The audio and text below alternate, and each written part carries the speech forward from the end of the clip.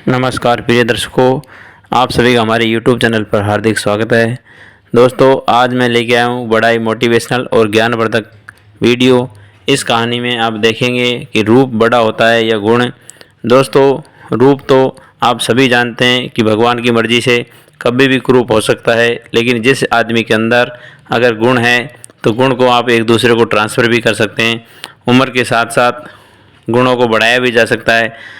लेकिन दोस्तों, रूप जो होता है वो कुछ ही समय का होता है। आप इस वीडियो में देखेंगे कि किस प्रकार से एक बार चाणक्य ने चंद्रगुप्त मौर्य की परीक्षा लिया था। प्रिय दर्शकों, आज के वीडियो में आप देखेंगे, अपने बच्चों को दिखाएंगे, सिखाएंगे तो किस प्रकार से रूप बड़ा या गुण। आज की थीम यही रहेगी। दोस्तों, पूरा वीडियो देखने के लिए हमारे साथ जुड़े रहे। जो भी दर्शक मित्रगण चैनल से नए जुड़े हो, चैनल को सब्सक्राइब कर ले और बेल आइकन को प्रेस कर ले। आज के वीडियो को जो पूरी तरह से अमल करता है उसका भाग्य बदल जाता है, उसका जीवन बदल जाता है। अपनी औलाद कभी जीवन में बिगड़ नहीं सकती है। दोस्तों, इस प्रकार का है ये वीडियो। प्राचीन समय की बात है। एक बार चंद्रगुप्त मौर्य और चाणक्य, जो कि मगध के प्रधानमंत्री बनाए गए थे। प्रिय दर्शकों, आप सभी जानते हैं कि कभी कभी किसी का सुंदर रूप होता है तो उसकी लोग बाग तारीफ़ करते हैं, और कुरूप होता है तो उसकी लोग बाग शर्मिंदा की दृष्टि से देखते हैं। तो ये सब करना गलत है। और यदि किसी के अंदर गुण है तो गुणवान व्यक्ति की हमेशा ही तारीफ़ होती है। समझदार व्यक्ति वही होता है जो झूठी तारीफ़ों पर ध्यान नहीं दे, और यदि उसके अंदर कोई कमी बता रहा है सामने वाला तो उस कमी को देख करके दूर कर ले। दोस्तों, आज का ज़माना ऐसा है कि नेकी कर दरिया में डाल, अर्थात कोई भला काम कर दो तो उसको भूल जाना चाहिए। बदले में ये नहीं सोचे कि हमको इस काम के बदले में क्या मिलेगा। प्रिय दर्शकों, कबीरदास जी का एक प्राचीन दोहा है, निंदक नियरे राखिए आंगन कुटी छवाए, बिन पानी साबुन बिना और निर्मल करे सुभाए। दोस्तों, जो भी लोग हमारी निंदा करते हैं वो निंदा करने वालों को अपने पास में ज़रूर रखना चाहिए, क्योंकि ये जो निंदा करने वाले आदमी हैं बिना पैसे में मुफ्त में हमारी अंदर जो कमियां हैं, हमारे अंदर जो बुराइयां हैं उनको बारे में बता देते हैं।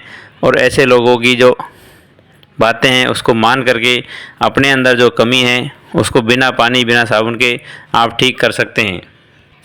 प्रिय दर्शकों, एक बार चंद्रगुप्त मौर्य के दरबार में चाणक्य आए और उनसे पूछने लगे,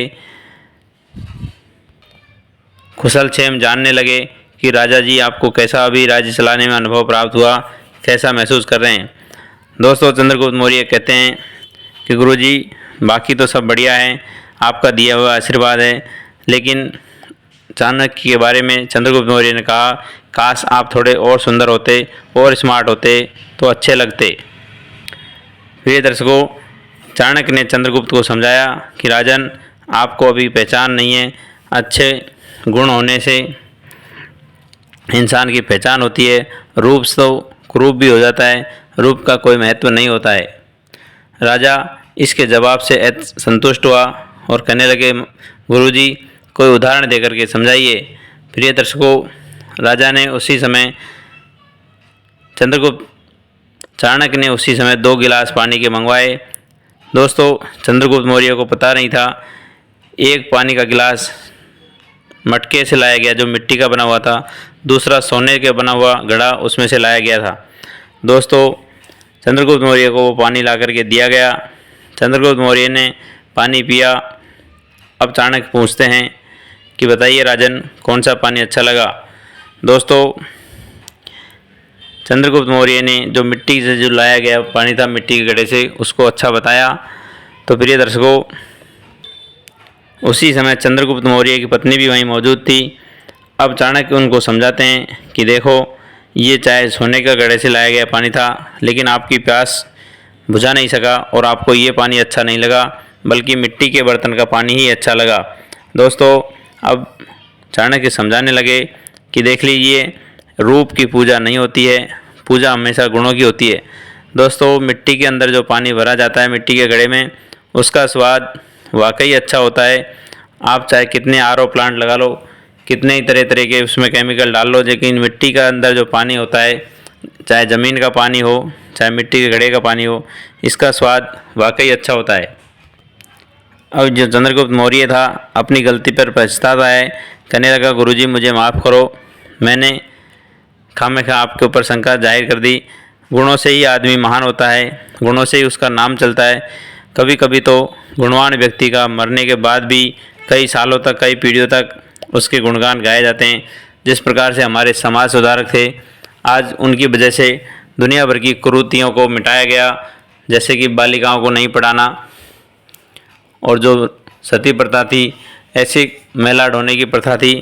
दोस्तों, जिन लोगों ने इन बुराइयों का अंत किया वो अमर हो गए, अर्थात वो आज भी हमारे दिलों में बसते हैं। चंद्रगुप्त मौर्य ने भी क्षमा मांगी और कहने लगे मेरे आज चाणक्य जैसे गुरु हैं, इस वजह से मुझे मगध राज्य का प्रधानमंत्री बनाया। दोस्तों, हमेशा रूप कुरूप हो जाता है। रूप तो 2 दिन का है, जब जवानी आती है तो सभी को रूप मिलता है, सौंदर्य मिलता है, लेकिन ये ज़्यादा दिन टिकता नहीं। कहते हैं कि 4 दिन की चांदनी फिर अंधेरी रात। अर्थात दोस्तों, जैसे ही जवानी के दिन ढल जाते हैं तो ये रूप कुरूप हो जाता है और पूजा होती है तो हमेशा गुणों की होती है। यदि भिखारी के अंदर भी गुण है तो उसको भी राजा बना दिया जाता है, तथा गुण नहीं है तो राजा को भी 2 मिनट के अंदर कुर्सी से उतार दिया जाता है। प्रिय मित्रों, यह चाणक्य नीति की कहानी थी। इसमें आपने देखा कि किस प्रकार से रूप से अच्छा गुण होता है। अर्थात यदि किसी इंसान के अंदर गुण है तो उसी की पूजा की जाएगी, चाहे रूप से कैसा भी हो। आपने कभी कभी देखा होगा कि कुछ IAS ऑफिसर विकलांग भी होते हैं, लेकिन IAS ही होता है, उसकी कुर्सी को सलाम होता है। इस प्रकार से दोस्तों, गुण की पूजा होती है, अर्थात रूप को कभी ध्यान नहीं देना चाहिए। रूप तो आते और जाते रहते हैं। यदि कोई बीमारी से आदमी पीड़ित हो जाए तो रूप को कुरूप होने में टाइम नहीं लगता है। आशा करते हैं दोस्तों ये कहानी आपको अच्छी लगी होगी और इस कहानी में सुनने के बाद आप चाणक्य नीति को ज़रूर से ज़रूर अमल में लाएंगे, अपने घर में, परिवार में बच्चों को सुनाएंगे, पढ़ाएंगे। तो सभी को धन्यवाद। राधे राधे, हरिओम।